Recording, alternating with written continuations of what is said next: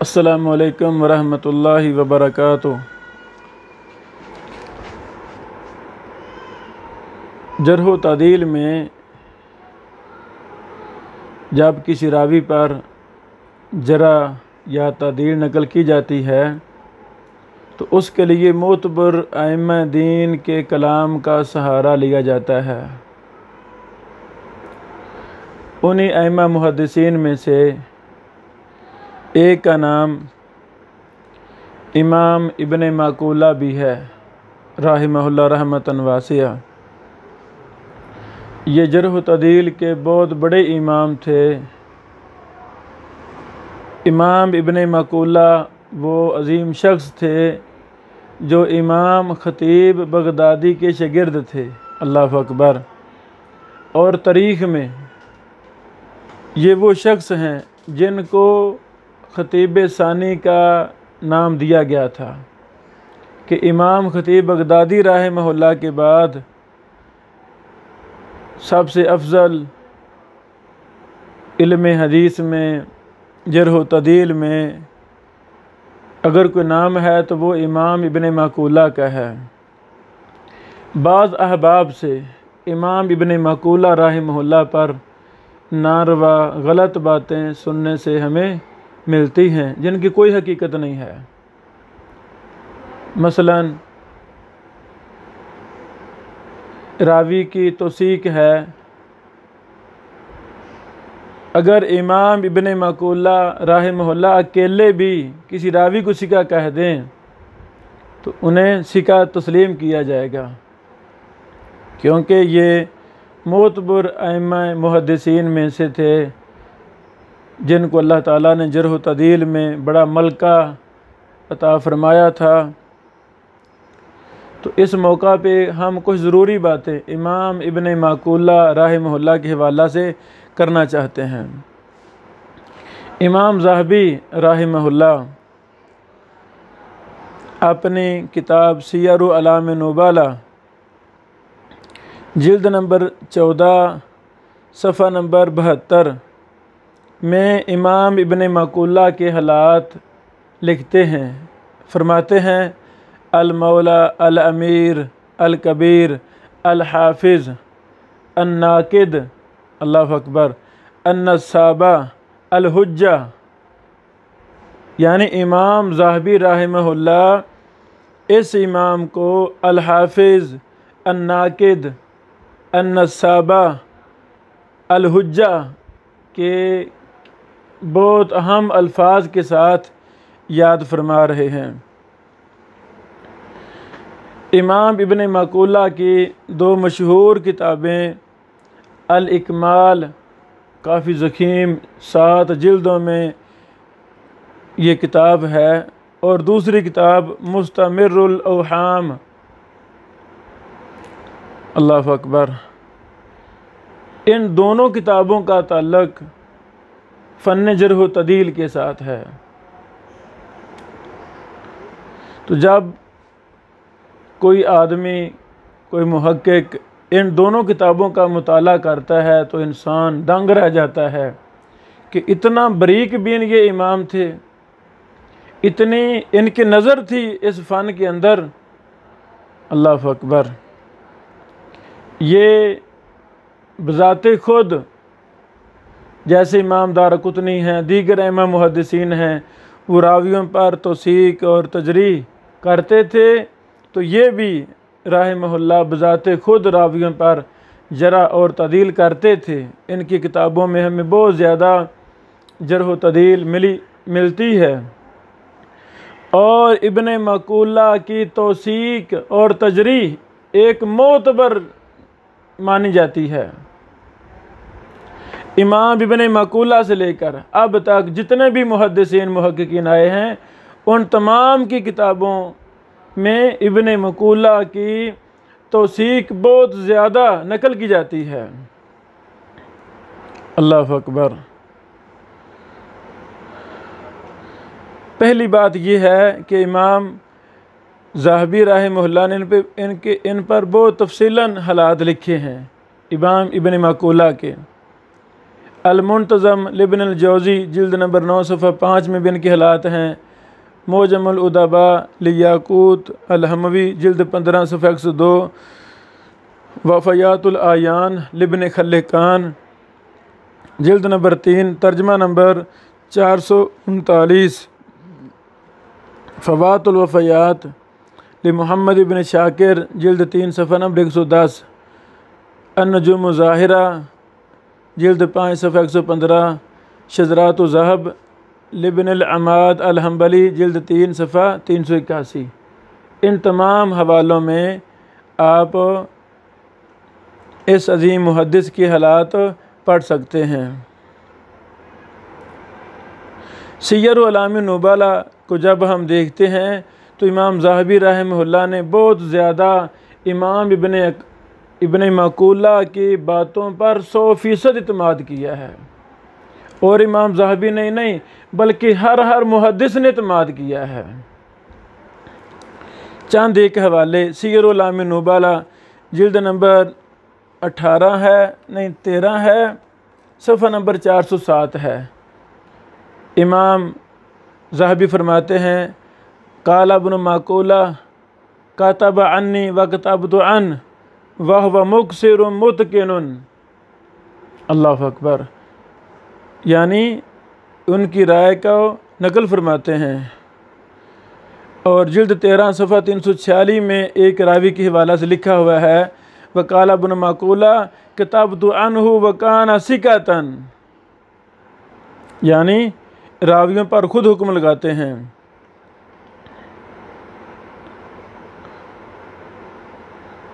अल्लाह अकबर। इस तरह सियर अलामी नुबला जिल्द 13 सफ़ा 326 में एक रावी के हवाला से कहते हैं काला इब्न मक़ूला काना मुतफ़न्निनन फ़ी इद्दति उलूम, यानी ये एक रावी हैं कुज़ाई अबू अब्दुल्लाह मोहम्मद बिन सलामा बिन जाफ़र बिन अली अल-कुज़ाई अल-मिस्री अश-शाफ़िई, उसके हवाला से इमाम इब्न मक़ूला रहमहुल्लाह अपनी राय का इजहार फरमा रहे हैं। तो बहरहाल इमाम ज़ाहबी की तमाम किताबें बरी हुई हैं इब्न मक़ूला के अक़वाल से। अल्लाह ताला इनसे राज़ी हो जाए। इसी तरह इब्न मक़ूला रहमहुल्लाह 421 हिजरी में फ़ौत हुए और 475 में इन्होंने वफ़ात पाई। एक मोहतरम से ये भी सुनने को मिला वॉइस मैसेज कि ये जी मुताखिर हैं इसलिए इनकी जरह तदील नहीं मानी जाएगी। ये बिल्कुल गलत बात है। अल्हम्दुलिल्लाह इस पर हमने कई अपने लेक्चर दिए हैं। ये एक फ़जूल सा मनहज है कि आप जी मुताखिरीन की बात करते हैं, मुतक़द्दिमीन से साबित करें, ऐसी बात ही नहीं है। मुतक़द्दिमीन और मुताखिरीन का शोर डालने वाले लोग किसकी बात पर ये फ़र्क कर रहे हैं? एक मुताखिर की बात लेकर अपनी बुनियाद, एक गलत असूल की बुनियाद एक मुताखिर की बात पर ही डाल रहे हैं। और शोर क्या है कि जी मुताखिर हैं, ये बिल्कुल गलत बात है। अल्लाह की तौफीक से इमाम इब्न मक़ूला 421 में पैदा हुए और 475 हिजरी में इन्होंने वफ़ात पाई। और ये मोतबर अइम्मा मुहद्दिसीन में से थे। इनकी जरह तदील तमाम मुहद्दिसीन की यहाँ मोतबर थी। इंशाअल्लाह मुस्तक़बिल करीब में हम इमाम इब्न मक़ूला रहमहुल्लाह की दोनों मुबारक किताबों से उन रावियों पर जरा और तदील जो की गई है उनको हम अलग मुरतबी करेंगे एक रसाले की शक्ल में। तो वहाँ से भी एक बहुत अच्छा अंदाज़ा, एक दरासा हो जाएगा कि इस इमाम और मुहद्दिस का मर्तबा और मुकाम क्या है और इनकी जरह तदील कितनी मोतबर जरह तदील है।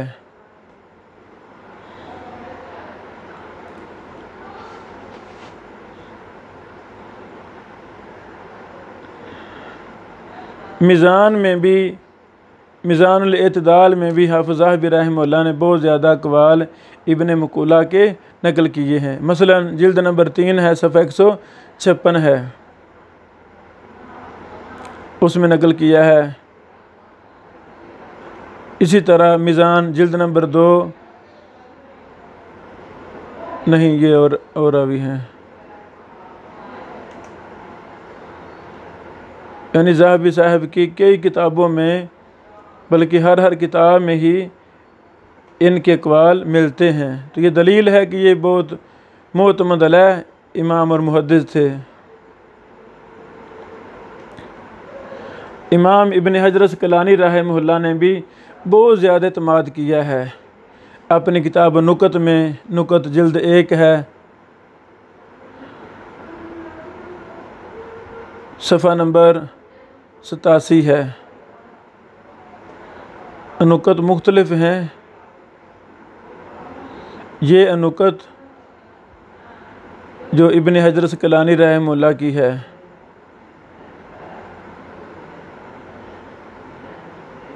इसी तरह अत-तलख़ीसुल हबीर में भी नकल किए हैं, जिल्द 1 सफ़ा नंबर 249 है। यानी इब्न हजर रहमहुल्लाह की कोई भी आप किताब उठा लें, उसमें इब्न मक़ूला रहमहुल्लाह के जर्ह तदील के हवाला से अक़वाल मिलेंगे। अल-इसाबा फ़ी तमीज़ सहाबा जिल्द 1 सफ़ा 187 में इब्न हजर रहमहुल्लाह ने इब्न मक़ूला का कौल नकल फरमाया है। अल-इसाबा में और भी बहुत ज़्यादा अक़वाल हैं, चूँकि ये नसब नामों में भी माहिर थे, तो इनके नसब नामों के हवाला से भी मालूमात ज़िक्र की हैं इमाम मुहद्दिसीन ने। और रावियों को ज़ब्त करना, ये पढ़ना रावी कैसे है, इसका सही नाम तलफ़्फ़ुज़ के साथ कैसे है, राव के साथ कैसे है, इसमें भी तमाम मुहद्दिसीन इनको नकल किया है, इनके अक़वाल नकल किए हैं। अल-इसाबा में बहुत ज़्यादा अक़वाल हैं। और इमाम इब्न मक़ूला रहमहुल्लाह की किताबें कोई मामूली किताबें नहीं हैं, बल्कि अपने शयूख़ की किताबों पर दिरासा है, जो उनमें ओहाम है उन पर तंबीह की है इब्न मक़ूला रहमहुल्लाह ने। और वो सातिज़ा कौन है? इमाम ख़तीब बगदादी रहमहुल्लाह। सुबहान अल्लाह। यानी ये इस मनहज पर, इस अंदाज में किताबें लिखना, ये तो एक बहुत बड़ी शहादत है कि ये मामूली शख्स नहीं है जो इमाम ख़तीब बगदादी रहमहुल्लाह जैसों की जैसे अपने सातिज़ा की किताबों पर नक़द लिख रहे हैं और उन पर इस्तदराक और उनमें इजाफ़े वगैरह कर रहे हैं। सुबहान अल्लाह।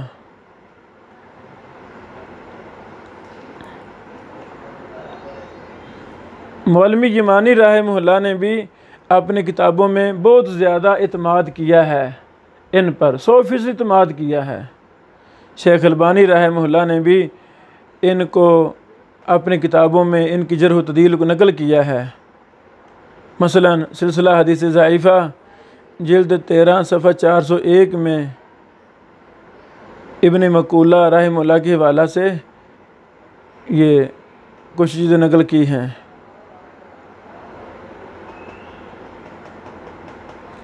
यानी हमें कोई ऐसा हवाला नहीं मिला कि शेख अलबानी रहमहुल्लाह ने या किसी भी इमाम ने, मुहद्दिस ने इब्न मक़ूला पर जरा की हो कि इनकी जरा और तदील मानी नहीं जाएगी। ऐसी बात गलत है, ऐसी बात नहीं है।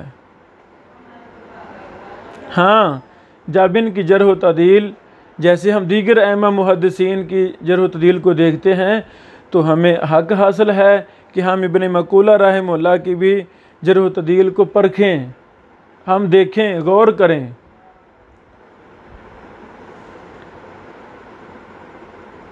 बल्कि मौलवी यमानी रहमहुल्लाह ने तो मुस्तकिल तौर पे इमाम इब्न मक़ूला के हालात, मुफस्सल हालात लिखे हैं।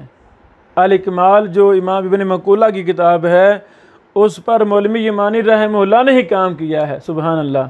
और उसके शुरू में एक मुफस्सल मुकदमा लिखा जिसमें इमाम इब्न मकूला के हालात भी नकल किए हैं।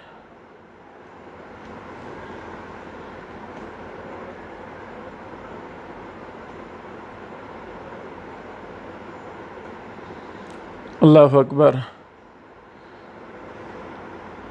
जब हमने आसार शेख मौलवी यमानी रहमतुल्लाह का दरासा किया, उसमें चीज़ें सर्च की, तो बहुत ज़्यादा जगहों पे इमाम इब्न मकूला के अक़वाल को नकल किया है मौलवी यमानी रहमतुल्लाह ने।